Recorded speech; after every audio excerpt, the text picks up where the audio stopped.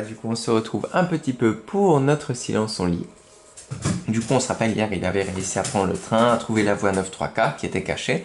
Il fallait traverser un mur en briques et seulement les sorciers pouvaient. Et du coup, voilà, il est dans le train, il a commandé plein de friandises avec ses sous parce que maintenant il est un peu riche. Et on va voir la suite. Et on s'arrête du coup à la fin du chapitre, c'est-à-dire page 115, quand il arrive à Poudlard, devant la porte.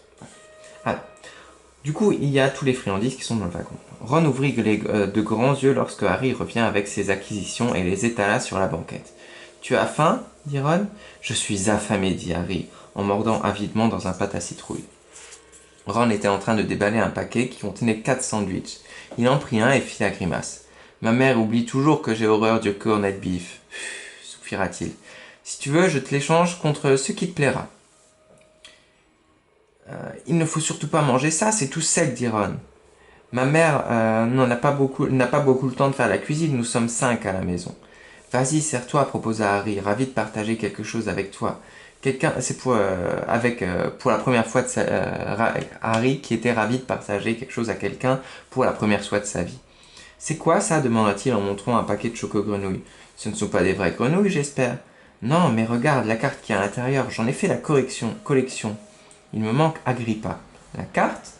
Dans le paquet de choco-grenouilles, il y a une carte et un sorcier ou un sorcier célèbre, ou une sorcière célèbre.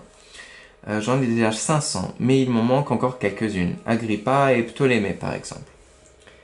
Harry ouvrit le paquet de choco-grenouilles et trouva la carte.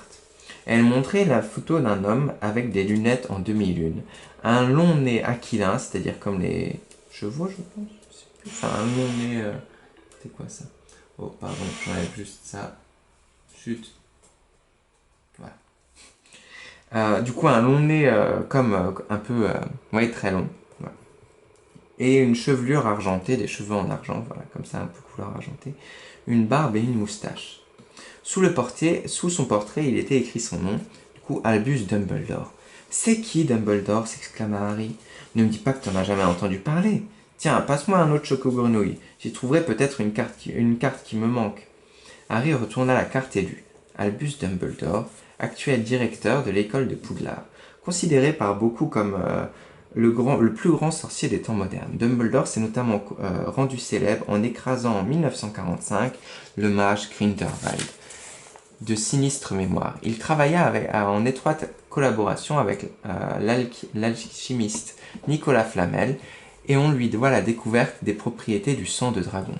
Les passe-temps préférés du professeur Dumbledore sont le bowling et la musique de chambre. Et voilà. Du coup, Harry regarda à nouveau la photo et fut stupéfait de constater que Dumbledore avait disparu. Voilà, je vous laisse lire la suite.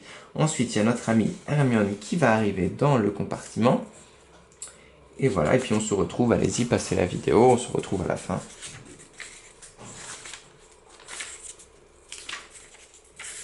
Alors, c'est parti. Voilà. Du coup, là, ils sont à bord du bateau. Glissant et trébuchant, la file d'élèves suit... Ah non, ils sortent du bateau, il me semble, non? Ou non, pardon. Non, ils arrivent, donc voilà. Glissant et trébuchant, la file des élèves suivit Hagrid le long d'un chemin étroit et escarpé qui s'enfonçait dans l'obscurité. Je remets juste la musique. Voilà. Harry pensa qu'il devait se trouver au cœur d'une épaisse forêt. Personne ne parlait beaucoup. Neville, celui qui avait perdu son crapaud, renifla à plusieurs reprises. « Vous allez bientôt apercevoir Poudlard, dit Hagrid en se retournant vers eux, après le prochain tournant. Il y eut alors un grand « Oh !» L'étroit chemin avait soudain débouché sur la rive d'un grand lac noir. À l'autre côté du lac, perché au sommet d'une montagne, un immense château, hérissé de tours pointues, étincelait de toutes ses fenêtres dans le ciel étoilé. Du coup, ça veut dire qu'il y avait de la lumière qui sortait des fenêtres. Voilà. Pas plus de 4 par barque, lança Hagrid en montant sur une flotte de petits canots alignés le long de la rive. Du coup, là, ils sont en train de monter sur les canots. Sur les petites barques. Pardon. Harry et Ron partagèrent leur bac avec Hermione et Neville. « Tout le monde est casé ?» cria Hagrid, qui s'était lui-même mis à bord d'un bateau. « Alors, en avant !» D'un même mouvement, les barques glissèrent sur l'eau du lac dont la surface était aussi lisse que du verre. Tout le monde restait silencieux, les yeux fixés sur la haute silhouette du château, dressé au sommet d'une falaise. Abaissez la tête, dit Hagrid lorsqu'ils atteignirent la paroi abrupte. Tout le monde s'exécuta, tandis que les barques franchissèrent un rideau de lierre qui cachait une large ouverture taillée dans la roche. Les bateaux les emportèrent le long d'un tunnel sombre qui semblait les mener sous le château. Ils arrivèrent alors dans une sorte de crique souterraine et débarquèrent sur le sol rocheux. « Hé, toi là-bas, c'est à toi ce crapaud ?» dit Hagrid qui regardait les barques pour voir si personne n'avait rien oublié. « Trevor !» s'écria Neville en tendant les mains. Guidés par la lampe de Hagrid, ils grimpèrent le long d'un passage creusé dans la montagne et arrivèrent enfin sur une vaste pelouse qui s'étendait à l'ombre du château. Ils montèrent une volée de marches et se pressèrent devant l'immense porte en chêne massif. « Tout le monde est là ?» demanda Hagrid. « Toi, là-bas, tu as toujours ton crapaud ?» Puis le géant leva son énorme poing et frappa 3 fois à la porte du château. Voilà, ils vont entrer dans le château. On verra du coup la suite jeudi. J'espère que ça vous plaît. Si ça vous plaît la lecture, dites-le moi dans les commentaires pour savoir si je dois continuer ou s'il n'y en a pas grand-chose, pas personne qui lise, pas grand monde qui lit. Voilà. Ok, je vous souhaite une très bonne soirée. Reposez-vous bien, passez un très bon mercredi.